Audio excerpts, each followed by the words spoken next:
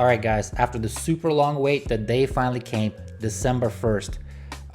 The whole reason we waited for so long is because a Friday evening is a very sought after time to pick a barrel at New Riff. So it took a long time, but it finally came, and I'm super glad for everybody's support, everybody who bought a bottle, bought a case. So first up, we got a complimentary tour of New Riff, the actual distillery. I already been on this tour, but it was cool. You kind of learn something new every single time. Like for example, the head distiller was the main brewer at Samuel Adams. That's why their mash or their bourbon tastes a lot different than the other guys. And they're sourced their grains from the same company that provides stuff for Four Roses. It's pretty interesting. Then we got to take a peek at their new, recently renovated bar. It's very nice. What an improvement. Incredible selection. They were serving almost everything. I was surprised. The only thing that they were not pouring is their 9-year disaster relief special.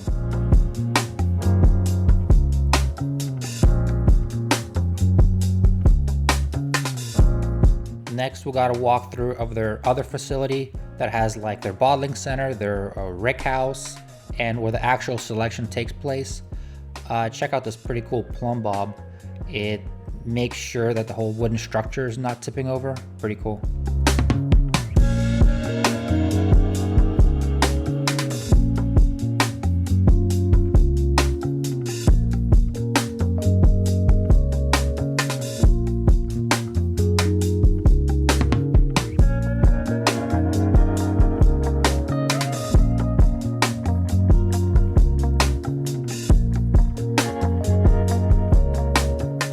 Alright guys, so I'm editing the video right now, and in the tasting room I was kind of overwhelmed and kind of rambling incoherently, so I figured I might as well just shoot this little video and kind of explain my thought process now that I've gotten a few days to digest what happened.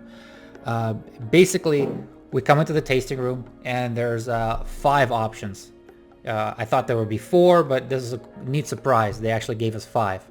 And the thing that you must understand is, like, the weight of the world is on my shoulders now, because I've a bunch of people that I know, I promised them this bottle of New Riff, and I kind of know their palate. You know, one person likes it sweet, another person likes it doesn't like oaky flavor, like these notes, and they're trying to find something perfect that everybody would like.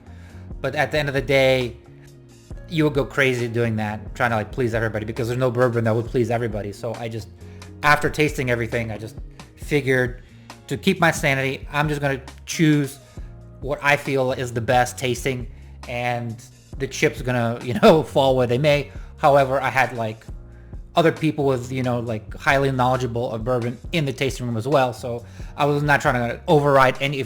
If something I really liked and other people didn't like, I was gonna listen to everybody else. So I was basically in safe hands there as well.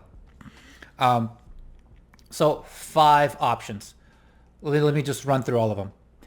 Option number 1, everybody was tasting, and I was kind of looking around, trying to get other, people's like hints and clues and what other people are thinking. Option number 1 was okay, but it was just too plain Jane, too vanilla. One of those things. If you want, it was basically it was too similar to the regular New Riff single barrel that you could just find on the shelf. Too generic. Option number 2, we X'd out right away. There's a couple of people that said that there's their least favorite, and they just want to like eliminate this one. So I was totally on board. It was too maybe sour and too pungent, or something was off about it. 3 was okay. Nobody kind of mentioned it, said anything good about it. Nobody came back to it. So don't remember too much about number 3. Then okay, so we have number 4 and number 5. Oh, and before I continue, they did provide us a list of, they gave us a list of like the tasting notes, but no ABV, just tasting notes, and they did not match our sample number to the tasting notes. They're just kind of like, this is just a hint. All right. So number 4 was wonderful. It would be way better. It'd be like the level of number 4 would be at is it would be better than the actual like gift shop at New Riff or similar, you know. So that would be a really safe choice. And there's a person that was there that actually did want to go for number 4, and that would have been like, it tastes like a New Riff, you know what I mean? It's great, amazing, but it still tastes like New Riff. And everybody was kind of drawn to this one last one, number 5, right here. If you can see it right here. So just right off the bat, number 5, the color, it was so dark. I couldn't even believe that this stuff came from the same type of barrel. The color was so dark, it looked like either the ABV was way stronger, or the maturation was like not 4 years, like 8 years, or the barrel was, the wood was different, something was charred different, something was completely different about this one. So I'm having a hard time believing it's made by the, you know what I mean, it was part of the New Riff single barrel program. So when you try number 5, it's different. It's completely off of New. I can't believe the New Riff mash bill would actually produce such taste, but it was wonderful. It reminded me a little bit. It's like a Sour Patch Kid. How it goes from like sour to sweet. This is opposite. It goes from very sweet, maybe like a Woodford Double Oak, and then kind of goes to spicy oaky at the end. Very unique. I was just a little, that was my favorite one because that's just the most interesting one, is the most fun one. But when you try to take too many people into consideration, or as far as like the New Riff tasting profile, if somebody really wanted like this, like in a bottle from New Riff, you know what I mean, like that I ship to them or pick up or whatever, and then they taste it, it tastes a bit different than the regular New Riff stuff. But it was the most interesting one, most unique, and the way that these single barrels happen is we got a quarter barrel, 60 bottles, and the rest of the barrel, it actually just gets randomly poured into the single barrel program and scattered throughout the country. So there isn't anybody else that can, select our barrel. I can give you the barrel number. It would be fun for you guys. Barrel number 21816. If you guys can find this one in the wild, that'd be awesome. Let me know where the rest of our barrel ends up.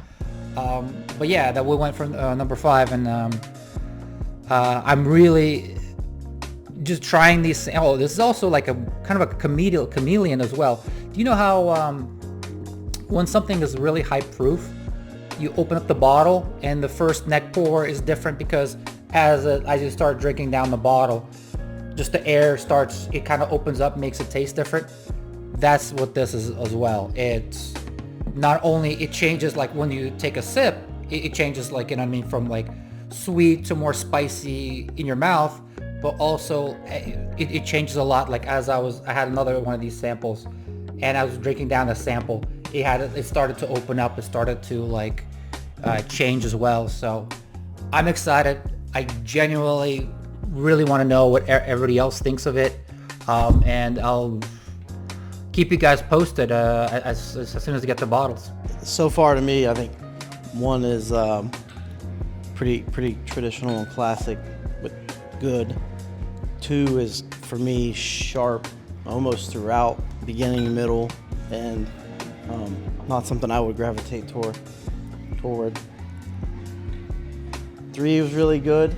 Actually, 3 had one of my favorite noses at first, but then kind of as we went throughout, it kind of fell off a little bit. Actually, I think 1 smells better and 4 smells better. 3 is good though, and then 4 I like. It has like a kind of a little bit of like a honey characteristic to it that I'm kind of digging. And then 5 is just like everybody else saying, just totally different. It's got like real smoky smell to me. I don't know that I necessarily love it, but it's definitely different. Number 1 I felt was the classic bourbon flavors, and I enjoyed it very much. Number 2 we felt was pretty sharp. Number 3 was a good offering, but it just didn't come over the top. And 4 and 5 are definitely what we are looking for. 4 is more traditional. Number 5 is more unique, but we love both of them. No, I think 5 is very unique. 1 is straightforward, I mean, classic. But I think 5, in my opinion, I think it's the best. All right, so I think 1 was definitely the most classic, and it was good, but it was also standard, the type of thing you probably just get at the store. 2 definitely was harsh. That for me was just immediately the first one out. 3 was good, but didn't really distinguish itself. And so it really, to me, I think if you want something interesting, came down to 4 and 5. 4 is probably more in the realm of the traditional, but a really good version of it. For me, I picked up a note after it sat a little while of the thing that reminded me the most of was the smell in an ice cream shop that makes their own waffle cones. That kind of like vanilla, but a little bit burnt. And it's really good. 5 is by far the most unique. It's smoky. It's got a really distinct nose. It's really good. It's going to be a hard decision because if it was just for me for a bottle for myself, it'd probably be 5, but 4 is really good too.